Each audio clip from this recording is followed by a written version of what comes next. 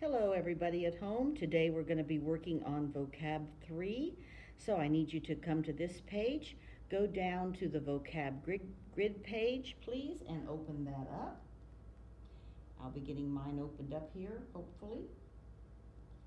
And I'll be adjusting it to the size that I'm hoping to use today. And I think that will work for me. So folks, we're going to be getting started. And remember, throughout this video, if I'm going a little faster than you can keep up with, you can pause anytime you'd like, and so that you can keep up more easily with me. Okay, here we go, folks.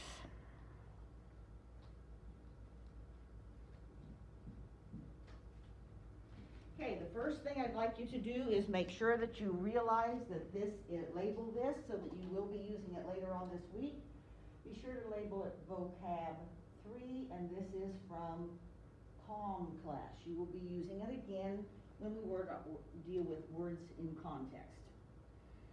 The first word I'll bet most of you have heard, but you've heard it in association with a creature called a yeti. This word is abominable. Now it's a long one to spell, so spell carefully. A-B-O-M-I-N-A-B-L-E.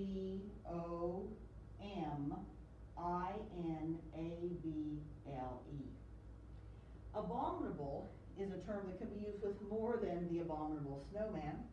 It would be horrible meaning or revolting. Really terrible. And that's what I'm going to put here in my synonym. We also had another word a week or so ago, atrocious. That would be an excellent synonym to go with this term. Now the opposite of something abominable would be to be good or pleasant, something that you would enjoy. And abominable is an adjective. You are never an abominable. You can't do an abominable, but something can be described that way. I don't like pumpkin pie, so to me pumpkin pie would be abominable. Now for my little picture, I'm going to draw Bigfoot, commonly called the abominable snowman. So there's these two big feet, and there's these two legs, and here's his big fuzzy body, and here's his arm coming out, and there's another arm, and here's his fuzzy head up here. Okay, and here's his eye and his mouth, and there's my abominable snowman, and I'm going to have him living in the woods. So there he is. He just came out of the tree. The next term is pronounced boycott. B-O-Y-C-O-T-T. Now it has nothing at all to do with a boy or a cot that you would sleep on. That cot would only have one T. Boycott is an action. It's where you refuse to buy or purchase something to use it as a form of protest. Sometimes individuals will boycott a store if they don't like the hiring practices of the store, or that they feel that some wrong has been done to a specific employee at the store. A synonym might be to simply not use, to not allow. There probably isn't an exact synonym for boycott. Now, just like there's no exact synonym, there's no exact antonym, but if you aren't boycotting, you would go on and you would buy. You would use. You would not be protesting in any way. And this is a verb. It is definitely an action that people choose to engage in. Now, what I chose to do, and sometimes boycotting does not involve carrying a sign, but to show that I'm protesting something, here's my sign, and I'm going to say, don't buy.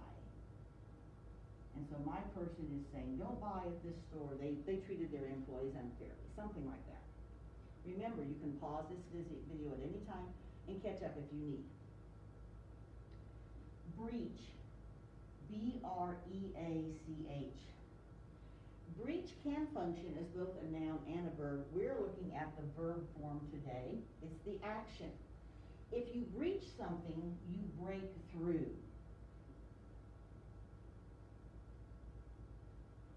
Or to make a whole of some kind. Oftentimes breach is used where a ship might be sunk. One of the most famous ship breaches of all time was the Titanic. It hit an iceberg, it sank. There was a hole ripped in its side. It was breached.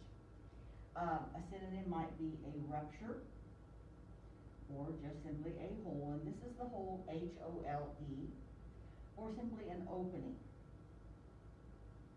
If an area was flooding and they had built a sandbag wall, and one of the bags was pushed loose by the water, then that wall would have breached, and the water would come on through. Now the opposite would be to not have a hole, to be patched, or to be solid or intact. There is no hole. So for my picture over here, I drew an ocean, and here's my boat, and there's the rest of it underwater, and there's a great big gaping hole right here.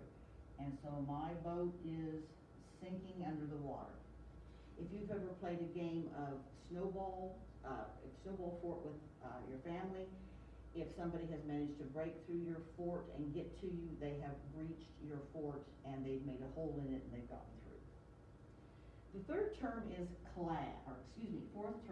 clad, C-L-A-D. To be clad means to be clothed, or you're dressed in something, or covered.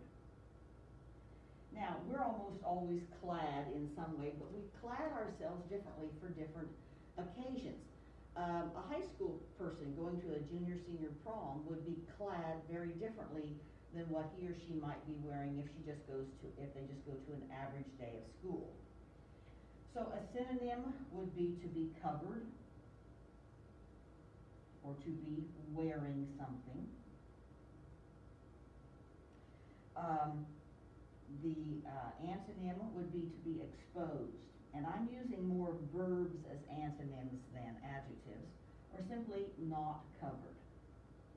Now, clad in this usage is functioning as an adjective, to be clad in something. Now, for my picture, I drew one of my famous little stick people, but I'm going to make them clad in something. I'm going to make the stick person a knight in shining armor. So here's the armor all down his body and all down his legs, and then he's got kind of a hood thing on here. And to show that he is getting ready for a battle, I'm going to give him a long sword, and now he's going into battle, and hopefully this will keep him protected. A person who works with bees might be clad in an outfit to protect them from stings. If you were a scientist out in the swamp and there were a lot of mosquitoes, you might wear netting, you might be clad in that. The next term is decisive, D-E-C-I-S-I-V-E. Notice it has a strong relationship to the word decide, the verb. Decisive is the adjective form of that word. A decisive person makes a firm decision and they don't back down from it. So it is to be firmly decided. You have no doubt whatsoever. You are certain, okay? In fact, I'm going to use certain as a synonym, very conclusive. You know for sure. You're absolutely 100% that something should be the way it is. Now, the opposite of being very sure and decisive is to be not sure. You're hesitant. You kind of wibble wobble back and forth, and first you go one way and then you go another way. Now, I didn't so much draw a stick person here, I just put no way.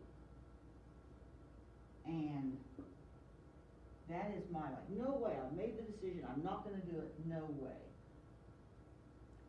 The next term is pronounced esteem. Now, esteem is a noun. It's one of those nouns like love, hate, jealousy. You can't say, oh, look at that big bucket of esteem out there. It's one of those nouns that is an idea. It's a feeling. You can see the evidence of it, but you can't see the actual item. When someone is held in great esteem, or you have esteem for someone, you're basically saying you have great respect for them. You have admiration.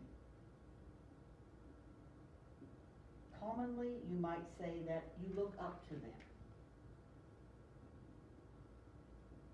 Hopefully, all of us have someone in our lives that we hold in esteem, that we have great esteem for, that we look up to. We see them as important. We want to kind of act like them, emulate them, become more like them. We hold them highly. Now, the opposite of that would be to look down on, to not admire. It's something, someone does something and you don't see that it's anything that you would ever want to copy or be like.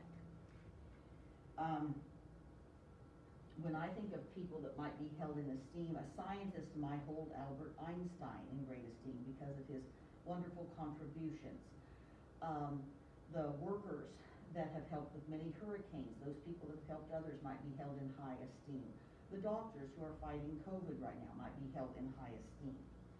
I took mine kind of very literally. I drew a little smaller person here that is needing some help, and this taller, bigger person who is helping, and this person is reaching out and giving them something and saying, can I help you? Can I help? And so this person is looking up to that person. This individual is going to hold this person in esteem. In almost every one of our vocabularies, there's one term that's really, I think, kind of a cool term, and if you're a hunter, I bet you're already familiar with this. Now, this is a long one, so make sure you spell it correctly. It's pronounced eviscerate. E-V-I-S-C-E-R-A-T-E.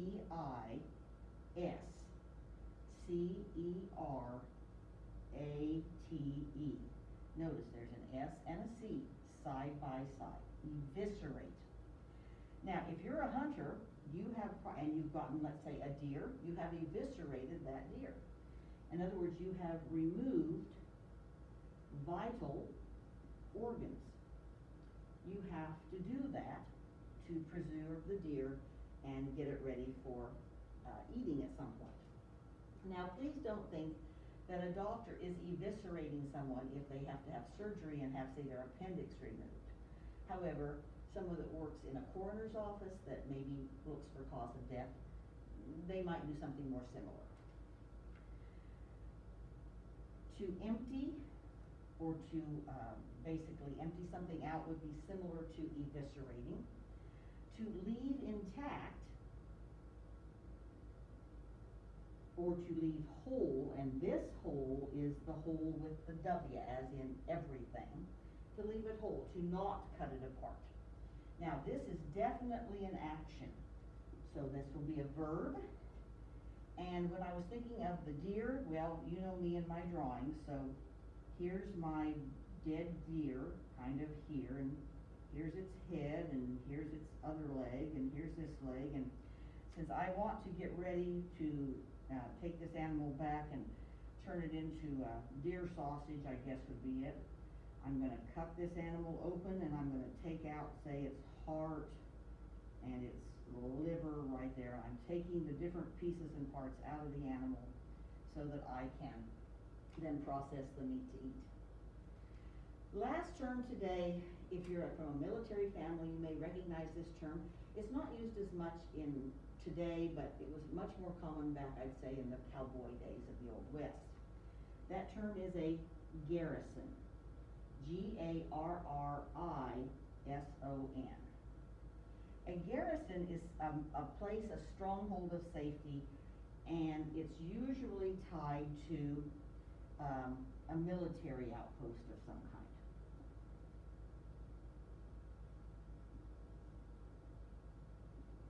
Now, 20 miles down the road, we have Fort Riley. We do not call it a garrison anymore, but back in the old days, Fort Riley might have been referred to as a Midwestern garrison of some kind. A Basically, any area of safety might be referred to as a garrison. A stronghold would be a synonym. The exact opposite of a garrison, it isn't so much that it would be the opposite in the, say, the name of a building, but it would be the fact that there is no protection. So you would be open to danger or attack.